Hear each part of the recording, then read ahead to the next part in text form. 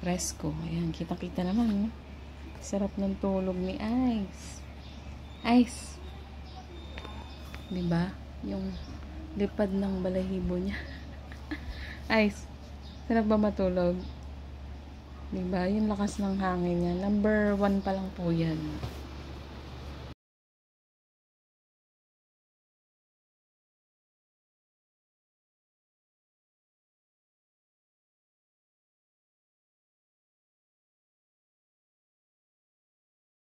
Ayun, may nakita nga po akong naglilik dito sa air cooler.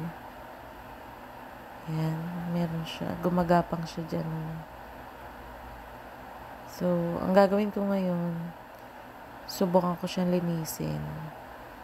Baka sakaling mawala.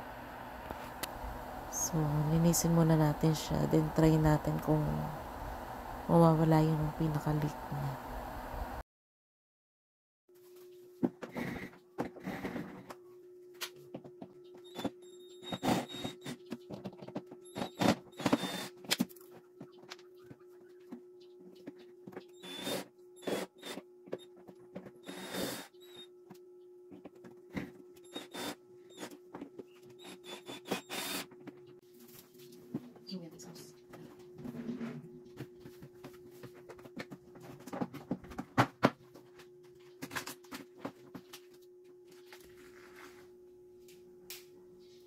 Ito yung pinakahali ko.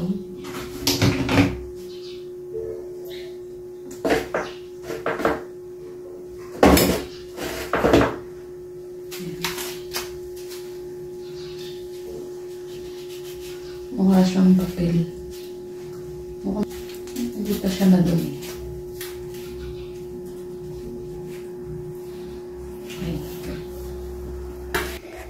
Konti na rin yung tubig niya and i-drain natin siya. Tatanggalin natin yung plug.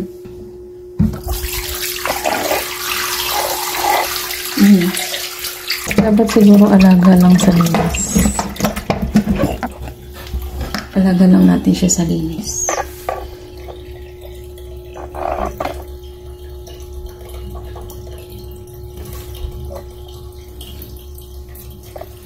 Tapos ito ang lilinisin natin. Kasi yun yung nabagsakan ng pinaka honeycomb. Pero yung honeycomb niya is malinis pa rin. Pati itong fan. Hindi pa ganun kaalikabok. Kaya nga lang, nilinis ko na siya kasi meron siyang konting water leakage dun sa gilid. Hindi ko alam kung bakit nagkaroon ng ganun. Kaya binuksan ko na rin siya. And para malinis na rin natin.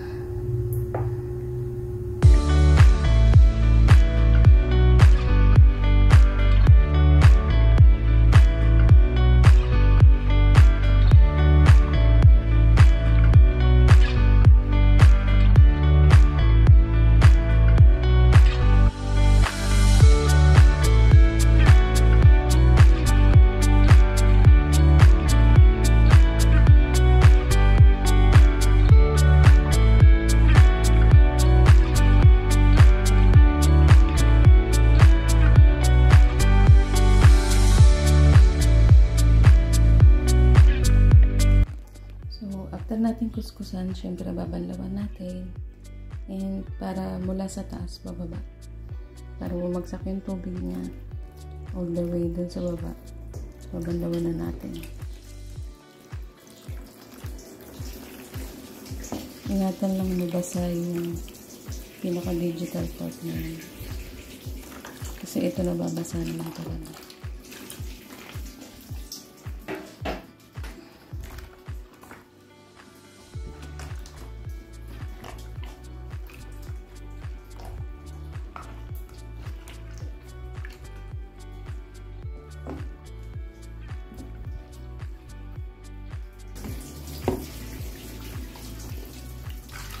Tignan natin kung may bara yung pinaka mga butas.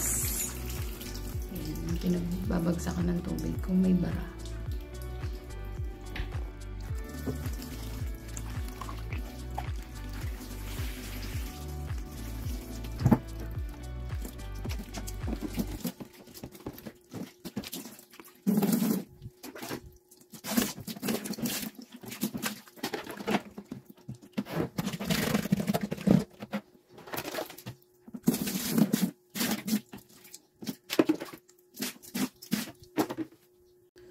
para ma-dry na gusto, tagilid natin siya ng konti.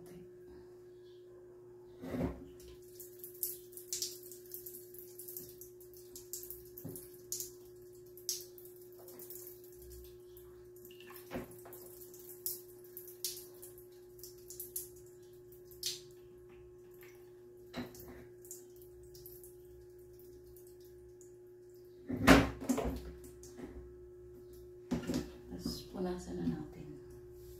So, itong pinakatakip, yung cover, nilinis ko na rin siya. Hindi naman siya ganong maalikabok. Pupunasan na lang natin lahat to. And ang gagamitin kong pamunas is ito, yung pinampupunasan sa sasakyan kasi absorbent siya. Mas madaling mga tuyo.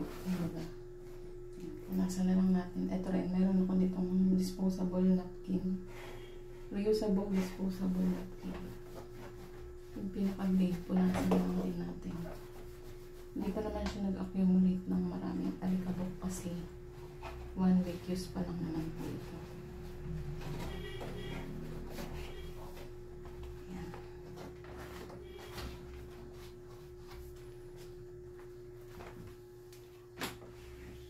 Mga natira pang tubig, punasan na lang natin yan.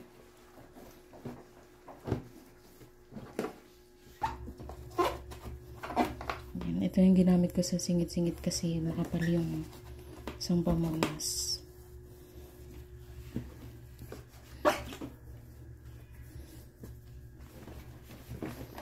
So, yun, mas absorbent kasi ito. Mas magandang pamunas. Yan. Tapos, dito na tayo sa baba. Pababa ang punas natin. Punasan ng LC. Hindi pa naman siya masyadong maalikabok dahil 1 week use pa lang. Nakapaglinis naman kami ng bahay. Ayan. Punas-punas. Ay! Wala ko ba siya nagkakaroon ng water leak dito. Siguro nawala sa posisyon ng honeycomb. Ganyan ba?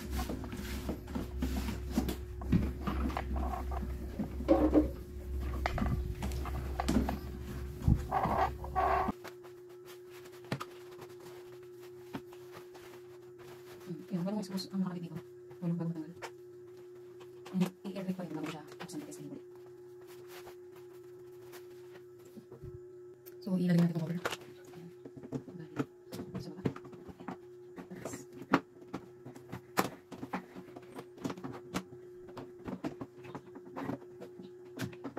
Baba. And then,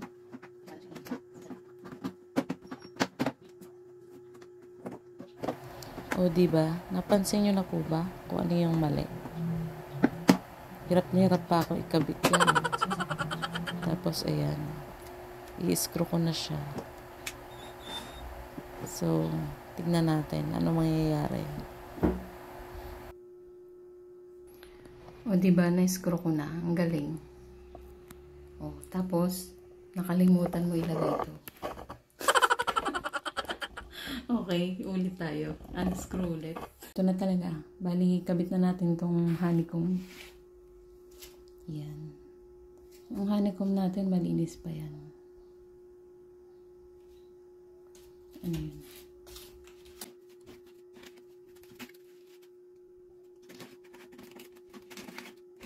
Yan, madali mo siya ibalik. Kaso kalimutan natin. Slide lang. Basta pantay. Ayan. Kasi ito, malaki. Ayan, dito. Tapos, kawin natin yung cover. So, ayan, ulit tayo malimutan. Bali, ito mga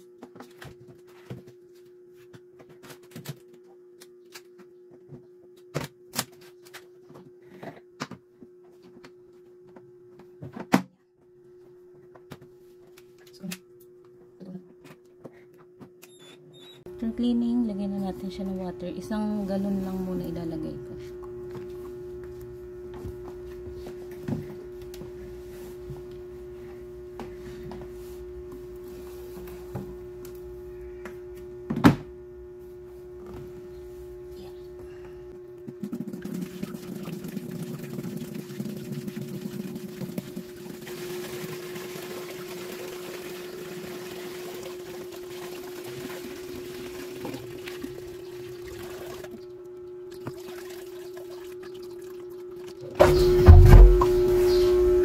So, sa isang galon ng mineral na yun, yung malaki.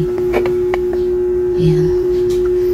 Ang napuno niya ay yung nasa pangalawa. Ayan, tingnan sa harap. Dahil ang nalamanan niya is hanggang dito.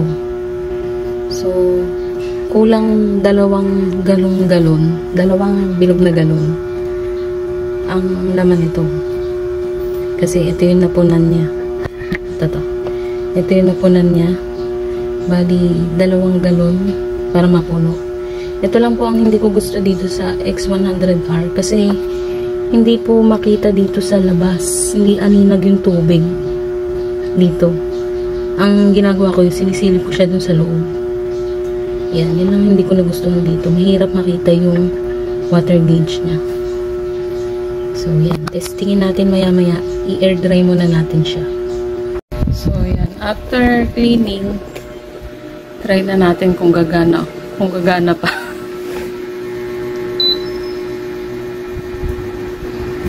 Patayin ko yung electric pan. So, yan. Naka-pan pa lang po to. Hindi ko pa pinapress yung cool. Ayan. Liwanag. Itong cool, hindi ko pa pinapress. Pag pinress kasi yung cool, mag-aakyat na yung tubig, gagana na yung water pump. So, yan. Pag hindi pa napapress yung cool, wala pang lamang tubig to. So, pindutin na natin para malaman natin at saka kung naglilik pa ba siya. Ayan.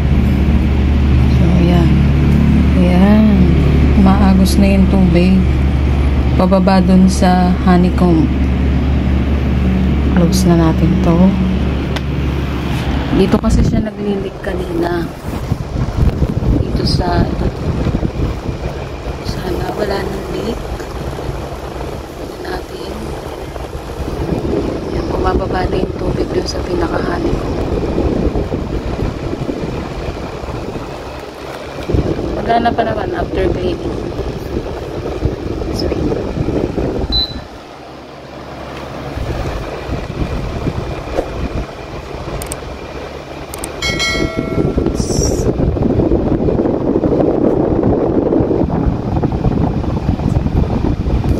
Okay, so far wala pa naman tumutulong ulit doon sa pinaglilikan na leakage kanina. Pero talagang kailangan na siyang linisin agad para maiwasan natin sobrang kapal ng leak. So, yun lang. Thank you for watching. Bye-bye.